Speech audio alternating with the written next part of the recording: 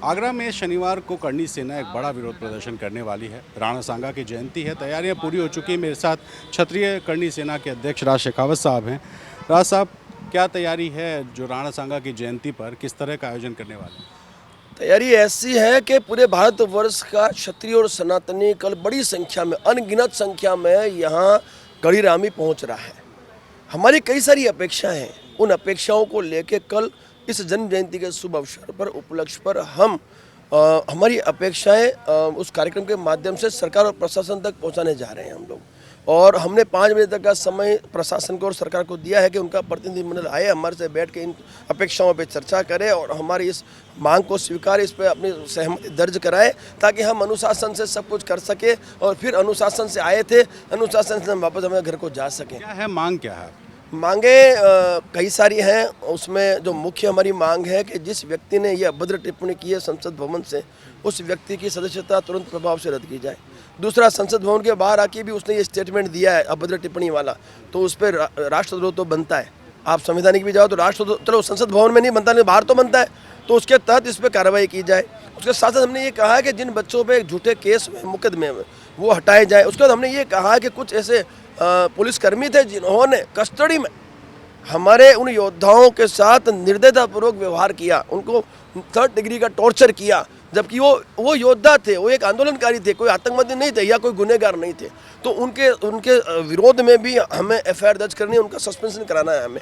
इसके अलावा अखिलेश जी को हमने कहा है या तो इसको हटाओ या आप खत्म हो जाओगे, तो हमने वो भी उनसे मांग रखी है। साथ ही साथ हमने ये भी कहा है कि जो भी हमारी अपेक्षा है, उन अपेक्षाओं पे हमें सहमति दर्ज करने के लिए प्रतिनिधिमंडल भेजिए। तो हम चाहते हैं कि ये आयोजन है वो अनुशासन के साथ हम संपन्न कर सकें। आप तो पहले सिर्फ माफी की मांग कर रहे थे कि माफी किसने बोला आपको? कौन बोलता है माफी? हमने कभी माफी का शब्द यूज ही नहीं किया। में आपके तमाम सारे बिल्कुल नहीं कहा। मैंने कहा आपसे उपेंद्र राणा ने कहा, भाई घोषणा करने वाला उपेंद्र राणा, ठीक है भाई, घुसने वाला उपेंद्र राणा, उसकी टीम, घोषणा तारीख की भी उसने की, स्थल की भी उसने की, आयोजनकर्ता भी वही है, हम उसको व्यवस्था दे रहे हैं। राज शेखावत लगा है, उसका जो मुखिया है उसके साथ खड़ा है, और उसके साथ ये सभी क्षत्रिय महासभा से लेके और जितने भी करणी सेना से लेके जो भी पूरी के पूरे संगठन, सनातनी संगठन आज एक साथ मिलकर ये आयोजन कर रहे हैं।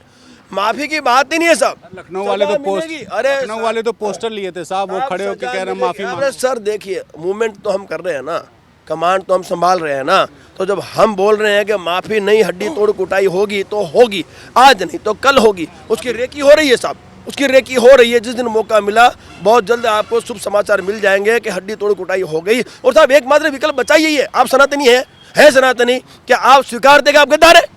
आप स्वीकार आप गद्दार है क्या? माना सका गद्दार है क्या? अभी आप कह रहे हैं संवैधानिक, मेरी बात पूरी करनी चाहिए। मेरी बात, आप, हम या आप जो भी सनातनी है, उन सबको उस व्यक्ति ने गद्दार कहा। उस व्यक्ति को जवाब देने के लिए अब हमारे पास विकल्प बचा ही नहीं, क्योंकि माफ़ी तो हमने लगातार दी है लोगों को। अब माफ़ी का विकल्प नहीं है, विकल्प है इन लोगों की कुटाई। इस कुटाई से क्या होगा मैं आपको बता दूं, एक भय का माहौल पैदा होगा कि यदि महापुरुषों के बारे में, देवी देवताओं के बारे में या फिर धार्मिक ग्रंथों के बारे में यदि हमने गलत टिप्पणी की तो अब कुटाई होगी साहब। कानून व्यवस्था हाथ में ले लेंगे साहब। तो वो क्या कर रहे हैं? वो क्या कर रहे हैं? वो तो कह रहे हैं एक्सपेंज हो गया वहीं पे। अरे अच्छा, नहीं बोल के फिर एक्सपेंस गिरा दोगे, माफी मांग लोगे? अरे हद हो गई। तो मैं कल तो आपके पिताजी को एक थप्पड़ मार के फिर माफी मांगा, मेरे को माफ कर दोगे? साहब ये बातें छोड़ो, इसी ने तो खत्म कर दिया हमें। कितनी माफिया देंगे हम? अभी मैं रामजीलाल सुमन के यहाँ बैठा था, उनसे मैंने बात की। उन्होंने कहा कि मैंने जैसे ही बोला, सभापति महोदय ने कहा इस बात को एक्सपेंज करो, तो मामला तो वहीं खत्म हो गया था राज्यसभा में। फिर उसको जो है जबरदस्ती उसको आप लोग तोड़ दे। उस व्यक्ति ने ये स्टेटमेंट दिया ही क्यों? मैं तो आपसे पूछना चाहता हूँ, आपको ये प्रश्न का किताबों में लिखा हुआ था। किताबें लाए मेरे पास, वो किताबें जो बोलते हैं ना बाबरनामा, वो लेके मेरे पास बैठ जावे। दूरदर्शन की डॉक्यूमेंट्री में चला। भाई देखो, ऐसी बात है, मैं आपको बिल्कुल ठीक बात कह दूं, उसने क्या कहा क्या नहीं कहा हमें मतलब नहीं है।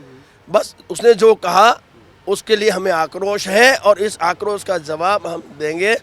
जो वक्तव्य, जो निंदनीय टिप्पणी उसने की है, जो अभद्र टिप्पणी की है, उस टिप्पणी से हम सभी आहत हैं और माफी हम नहीं देंगे किसी। आप ये जो कुटाई की बात कर रहे हैं, आप सरकार पे, कोर्ट पे, पुलिस पे, किसी पे यकीन नहीं? अरे साहब, जिसको संविधान का डर लगे उसको डराए संविधान से। क्या उसको संविधान का डर लगता है क्या? वो संसद भवन के बाहर आके भी मीडिया के सामने स्टेटमेंट वही दे रहा है जो अंदर दिया उसने। तो आप मुझे बताइए साहब, जिस व्यक्ति को संविधान का डर नहीं है, जो इतने बड़े पद पर बैठा है, जो जिसके जो जनप्रतिनिधि है, यदि वो ऐसी अभद्र टिप्पणी करता है तो साहब जिसको संविधान का डर लगे ना उसी संविधान से डराना है। इनको डर लगता नहीं, इसको संविधान से नहीं, इनको कुटाई से डराएंगे साहब, और डरा के दिखाएंगे आपको। जो बोलते हैं उनको करने की ताकत है। कल क्या करेंगे? कल क्या करेंगे साहब? हमारी अपेक्षाओं के साथ मैदान में उतरेंगे, सरकार के सामने अपेक्षा रखेंगे। भाई हम जनता है उनकी, है मुख्यमंत्री जी की हम जनता है, उत्तर प्रदेश की जो है जो मुख्यमंत्री है, प्रशासन है, हम उनकी जनता है। तो हम किसके पास जाएंगे? हम उनके पास जाएंगे कि हम आक्रोशित हैं, और हमारा जो पूरा सनातन धर्म है वो ये चाहता कि अपेक्षाओं पे सहमति दर्ज हो और हमें न्याय मिले, हमें अधिकार मिले। उस अधिकार को लेकर हम जन समूह के साथ, क्योंकि लोकतंत्र है, संख्या है तो शक्ति है, उस संख्या का प्रदर्शन करना ये हमारा दायित्व बनता है। तो समस्त सनातनी पूरे भारतवर्ष से अनगिनत कल वहाँ पहुँच रहे हैं, और वहाँ से हम इसको जवाब देंगे। जवाब यही है हमारा कि हमारी अपेक्षाओं को पूर्ण किया जाए। कैसे जवाब देंगे? बताया तो सही है आपको हुक्म मैंने। हमारी जो अपेक्षाएं हैं उन अपेक्षाओं को पूर्ण करने के लिए हमारी कल अनगिनत संख्या में उपस्थित रहेगी, और 5 बजे तक का अल्टीमेटम दिया तो और मुझे पूरा विश्वास है हम सकारात्मक बात करेंगे। और कुछ रहस्य है, वो रहस्य आपको कल 5 बजे बाद समझ में आ जाएंगे। बता दीजिए ना 5 बजे के बाद क्या बताएंगे, रहस्य क्यों बताएंगे? देखो साहब, 5 बजे के बाद जो होना है वो मीडिया 5 बजे के बाद देख लेगा। हंगामा करेंगे? जरूरत नहीं। अरे सर, आवश्यकता पड़ी तो हंगामा क्यों नहीं करेंगे? अरे आवश्यकता पड़ी तो उसे घर तक क्यों नहीं जाएंगे? आवश्यकता पड़ी तो घर में घुस के उसको जवाब क्यों नहीं देंगे साहब? क्यों नहीं देंगे?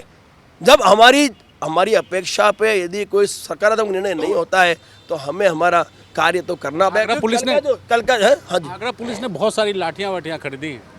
ऐसा है साहब, देखो पुलिस प्रशासन है, उनका हथियार है लाठी, तो यदि खरीदी है तो उसमें हमें आपत्ति नहीं है साहब। एक हथियार आपके पास भी अरे दिख तो रहा ये है। हथियार सब, ये जो हथियार है ये हथियार आज से नहीं है, सन 1998 से। ऐसा तो नहीं इसका जब इस्तेमाल मैं कश्मीर में- करने वाले? ऐसा है साहब, इसका इस्तेमाल करने की आवश्यकता जहाँ पड़ी ना वहीं किया जाएगा। ये हथियार आम लोगों को मारने के लिए नहीं है, ये हथियार उन लोगों को मारने के लिए जो हम पर जानलेवा हमला करेगा, जो कश्मीरी आतंकवादी है जिनके साथ में 8 साल लड़ा हूँ कश्मीर में, उन आतंकवादियों की तरफ से यदि कोई हमला होगा तो उसके लिए ये हथियार यूज करेगा। या फिर जिस लॉरेंस के साथ हमारी लड़ाई है, जिस लॉरेंस ने हमारे मुखिया को मारा है, उस लॉरेंस के यदि गुर्गे आएंगे तो उन गुर्गों को ठोकने के लिए इसका उपयोग करने के लिए रखा है, न कि आम आदमी के लिए रखा है। पुलिस कह रही है कि अगर कोई भी हिंसा करेगा तो उसको उसी तरह जवाब। अरे तो हमने कहाँ मना किया?